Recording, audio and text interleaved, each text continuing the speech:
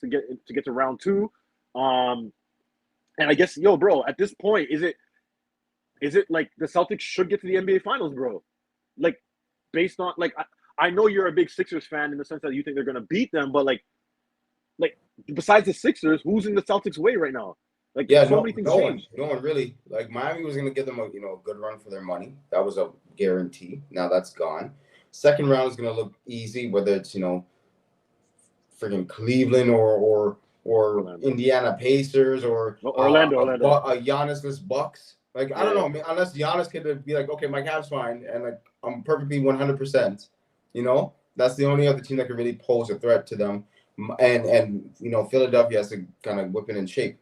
If they beat Knicks and that's 1 and 2 slot, and they end up playing each other, one series, 2 series, 15, 16 games later, Yeah. then Philly has a good chance against Boston. But Joel has to get in shape. Then it'll be a good series for sure. But yeah, there's really no one really competing for the East contenders besides Boston. Boston really looks like the clear cut right now, right? But hopefully 2 weeks, maybe mid-May when it's the Eastern Conference Finals, and Joel is a month back after he had 10 games in the season, and he's looking a little bit better, and they're rolling a little bit and have momentum, and they end up in the Eastern Finals.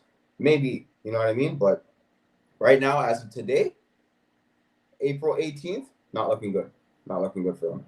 Celtics have to make it, bro. Yeah. Like there's no reasons anymore. This is it. This is it, bro. Like, but what if they don't? I'm just curious. What? I think, to be honest, if they first of all, I think there's two parts to this. If they don't make the finals, I think there's going to be a coaching change, because you just committed like hundreds of millions of dollars towards Jaylen Brown, right? That's going to be a hard contract in itself to move. So I think when things don't go right, the coaches usually are the ones that get put out first. Look at Adrian Griffin, Yeah.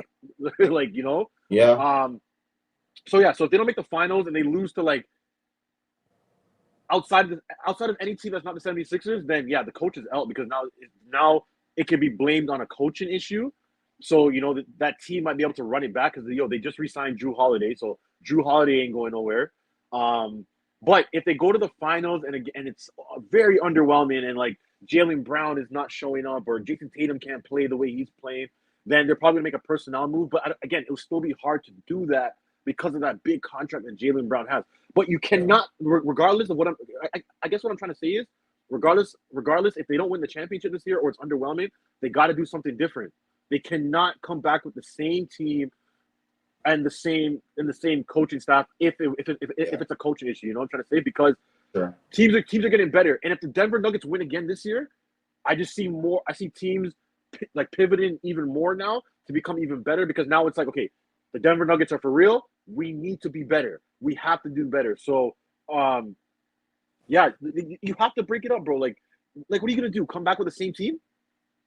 No, seriously. I mean, they made some big changes, this season. They got Kristaps, and they got Holiday, right? So, right, they made some changes this year. But they can't. One thing about this NBA now, you can't run it back the same way. Something has to change. Something. And at this point, they're probably going to stop looking at the players, because they can't really move. Like, you're not going to move Tatum. You're not going to move Porzingis, because he has been playing good for you. Holiday, as you said, has to stay. And, Jaylen Brown's contract is, $60 million a year is a lot to move on to another team, right? Yeah, so they're going to try to find other things to change. And I think it would be Joe Mazzulla for sure. I think they're going to start there, because the style of how they play would be the